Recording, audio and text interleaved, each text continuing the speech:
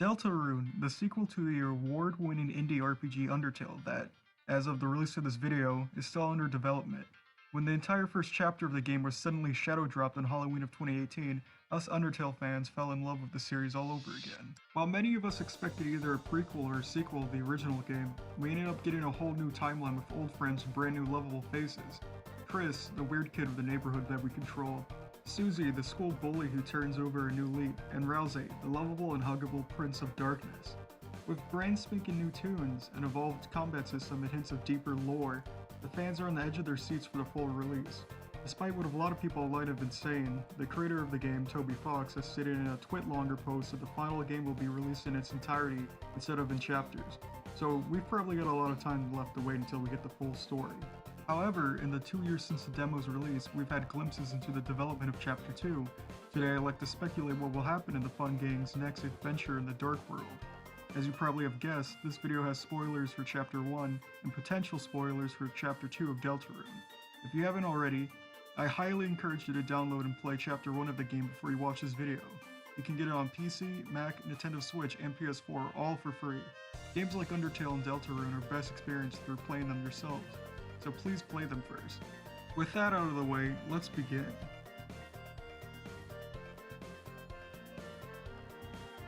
We're going to start with a brief review on what we know about the world of Deltarune and its characters. I'm not going to go over everything, only just what connects to my predictions later in the video. Before completing the quest in the Dark World, we learned that there are two different worlds, the Light World and the Dark World. The Light World is inhabited by humans and monsters known as Lightners, and the Dark World is inhabited by monster-looking people known as Darkeners. Lightners gave Darkeners purpose before they suddenly disappeared one day. Chris is the only human in the game. Their family is expecting Chris's older brother, Azrael, to visit from university. Susie is a school bully who almost everyone fears. The only person who seems to be fine with Susie is a dear girl named Noelle Holiday because she has a crush on her. Chris and Susie enter the Dark World through a mysterious door at school. They befriend Rousey, the prince of an empty kingdom, who informs the duo that the three of them are the prophesized Delta Warriors, a trio that must stop a world-ending event known as the Angel's Heaven. The Angel's Heaven can only be cast away by the balance of dark and light. A mysterious person called the Knight helped the King of Spades overthrow the other three Suit Kings and open a dark fountain to offset the balance of darkness and light. He also causes the court jester, Jevil, to go insane. The King's son Lancer befriends the trio who now calls themselves the Fun Gang. The gang stops the king and closes the dark fountain. The only explicit choice in the game is how the player ends combat. If the player was a pacifist, the Darkeners they've met along the way help overthrow the king, and Lancer becomes the new king. If the player ever chose to hurt a Darkener, Lancer tells the trio to leave, and that the other Darkeners are unhappy with them. Other than that, there are no other impactful choices. Now on to what we learned once Susie and Chris leave the Dark World. The appearance of the Dark World looks very similar to the room Susie and Chris find themselves in after closing the fountain. Noelle's father is in the hospital. Noelle's mother is the mayor of Hometown. Sans and his unnamed younger brother have recently moved into town. Something wacky happens when Chris goes to bed that night.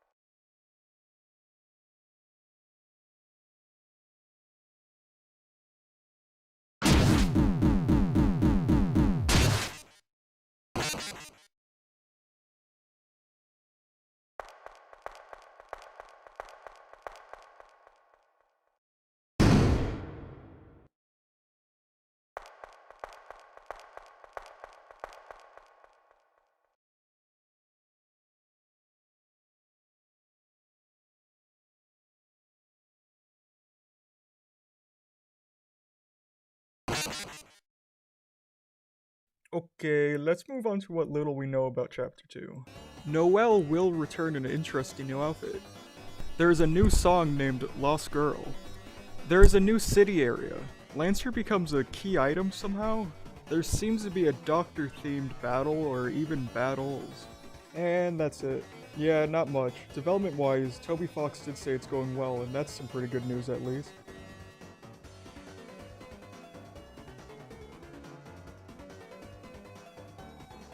Time for some speculation and assumptions. These will range from educated guesses to baseless thoughts. Either way, none of this is confirmed. The mysterious WD Gaster somehow behind all of this, or at the very least heavily involved. In Undertale, there were several random instances where the player would encounter either a person or scenario connected to a man named WD Gaster.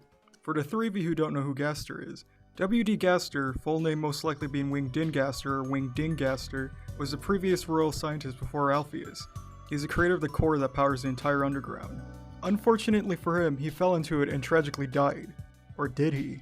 Yeah, there's plenty of theories on this guy, enough that I could do a whole video on that alone.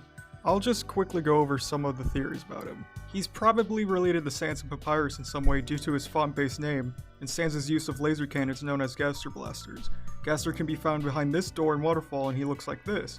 Gaster wasn't simply killed and was rather erased from all existence, hence why no one mentions him besides his followers. But ignoring all of that, what is important about Gaster's sightings in Undertale in regards to Deltarune is Gaster's theme and entry number 17. Gaster's theme is an unused track that sounds like this.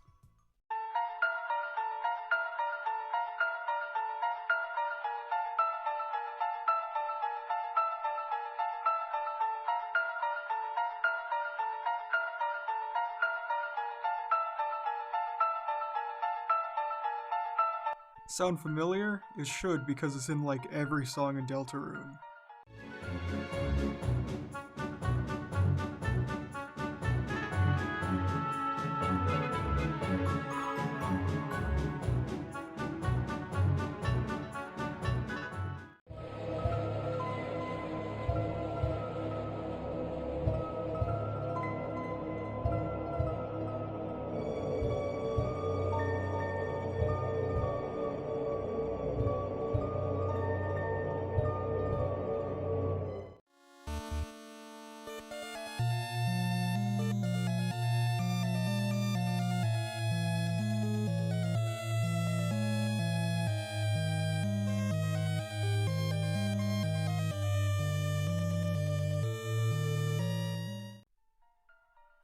Still not convinced that Gaster is involved in Deltarune? Let me read you a particular entry written in Wingdings, the font of Gaster's namesake, hidden in Undertale's files.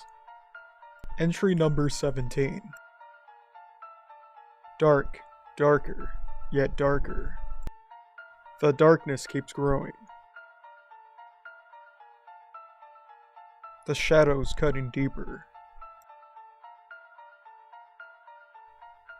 Photon readings negative. This next experiment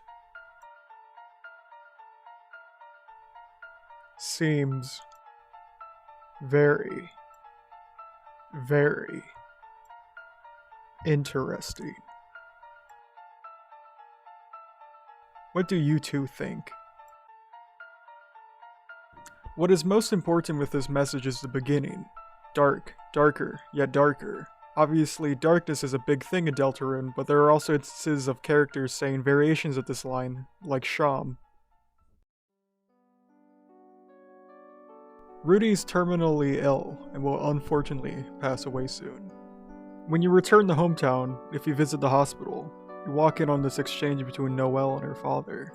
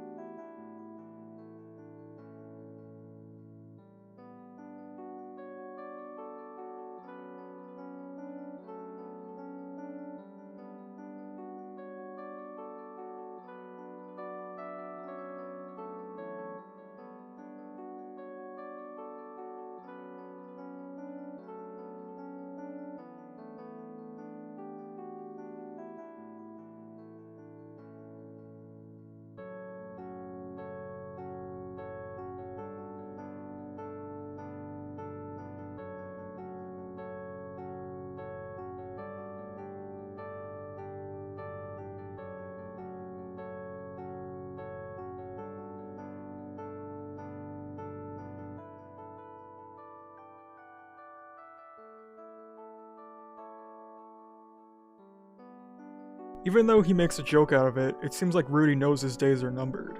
He's most likely just showing a brave face for his daughter. You can tell that their relationship is very close. He doesn't want to worry the ones he loves. Noelle enters the Dark World. In a tweet that previews Chapter 2, Toby Fox revealed a new trek along with a new sprite of Noelle. She's wearing an outfit we've never seen her wear in Chapter 1. Now obviously you could say that she just changed her clothes, but what makes me believe this is her in the Dark World is her change of hair color. It's subtle, but her hair appears greener than its usual blonde. When Susie and Chris entered the Dark World, their hair and skin color change as well as their outfits.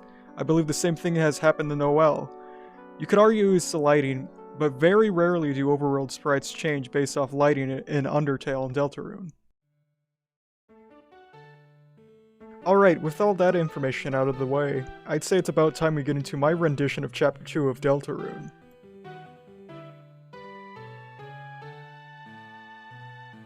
I believe Chapter 2 would pick right up from where Chapter 1 ended, except for one thing. I think the whole red ice thing at the end of the demo will not occur in the final game, or at least at that point or in that way.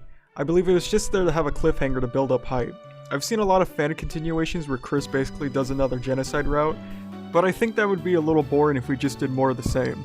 Maybe there will be instances of actual killing, but I don't imagine the whole game being a retread. I would also like to mention that Sans and his brother will not be heavily featured in this chapter. I know many are looking forward to new interactions with the Skeleton Brothers, but considering the fact that the entire conversation of Sans is optional, I doubt that the arranged playdate would have a heavy impact on the story. Not only that, Deltarune has a recurring theme around your choices not mattering. You may have agreed to Sans' proposition, but that does not mean that the game will let you hold up your end of the promise. Our story begins the morning after the first chapter. Much to Toriel's surprise, Chris excitedly heads off to school so they can meet up with Susie and visit the Dark World again.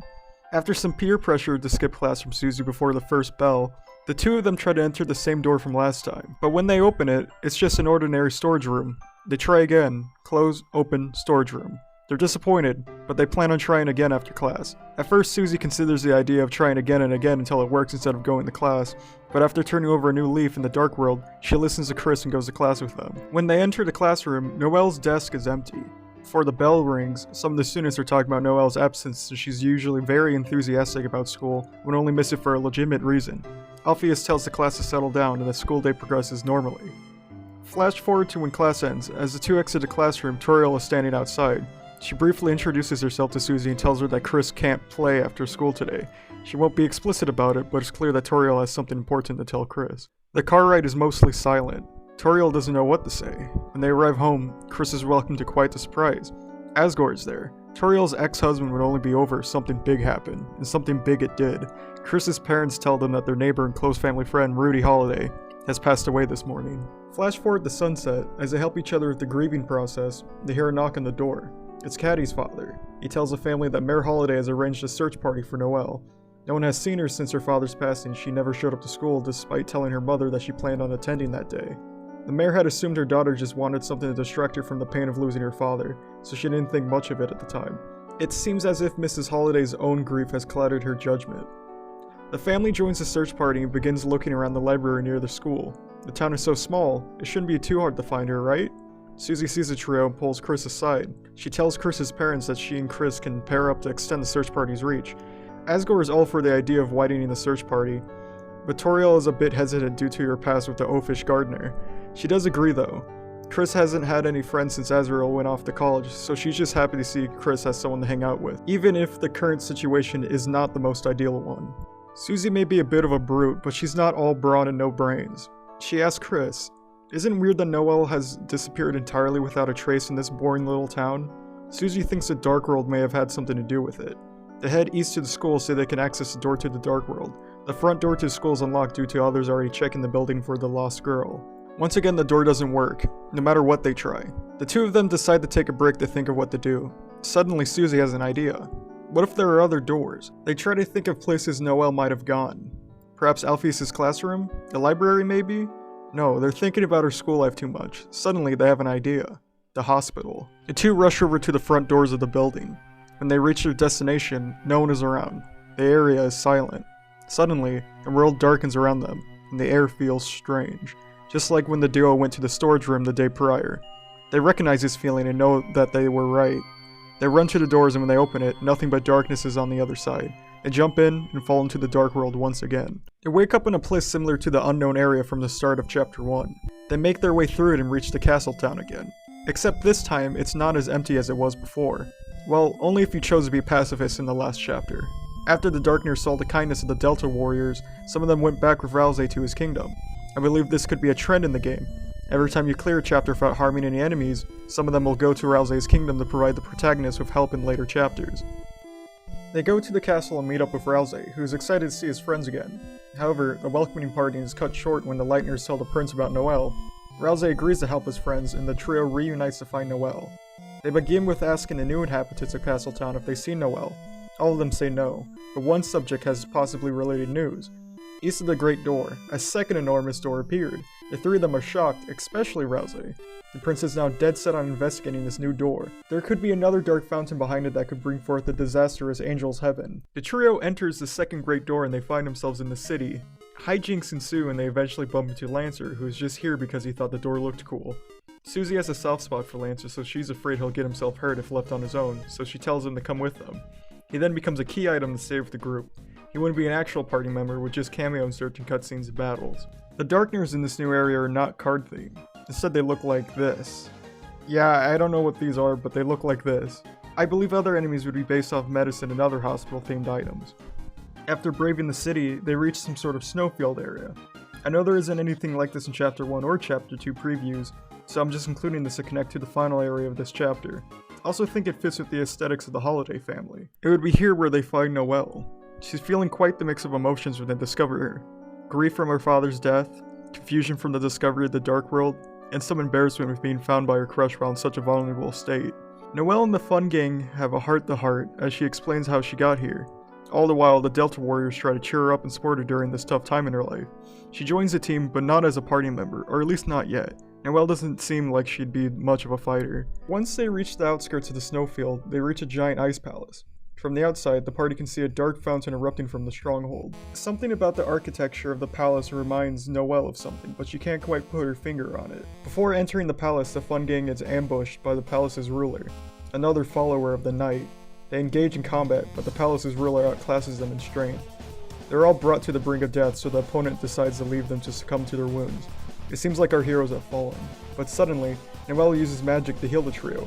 After just losing her father, she couldn't bear losing anyone else so soon. She hugs Susie with tears in her eyes. Susie seems like one of those people who aren't used to hugs, so she flinches at first, but she quickly warms up to it. Noelle joins the party as sort of a white mage. She has very low attack but has spells that can heal the party and even increase their defense.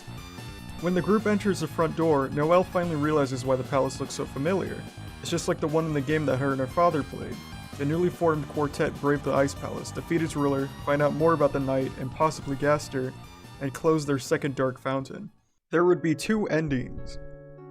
One where you go back to talk to the people you've helped on your journey, just like the pacifist ending from chapter 1, and one where the Lightners have to get out of there due to the Darkners hating them. When Chris uses their soul to close the fountain, the screen turns white, and Chris, Susie, and Noelle find themselves in the hospital's hallway. Noelle is holding a game console of the game her and her father were supposed to play that day.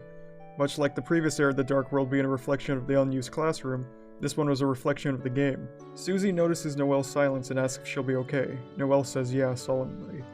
The three exit the hospital where Officer Undyne happens to be. She's stunned to see Noelle considering that Undyne herself checked the hospital earlier. Undyne lets the whole search party know that the lost girl is lost no more. No megaphone needed considering how loud Undyne can be. Mayor Holiday runs in and hugs her daughter, with tears in her eyes. She was afraid that she had lost both her husband and daughter on the same day. She looks over to Chris and then over to Susie. She says, "You're that girl that Noelle's always talking about," before thanking the two teens for finding her daughter. The player would have the ability to walk around town and talk to townsfolk before heading home and going to bed, much like the epilogue of chapter 1. And that's where I believe chapter 2 would end. Chris and Susie got to see their Darkner friend again, and Noelle finally got to talk to the girl she's crushing on. Obviously, Noelle isn't over her father's death, but with the support of her new friends, every day will gradually become easier for her. Tell me what you thought of this video in the comments below. I'd love to know what you liked about the hypothetical chapter 2 of Deltarune, or what you think could change about the story I've written. Thanks for watching, and goodbye.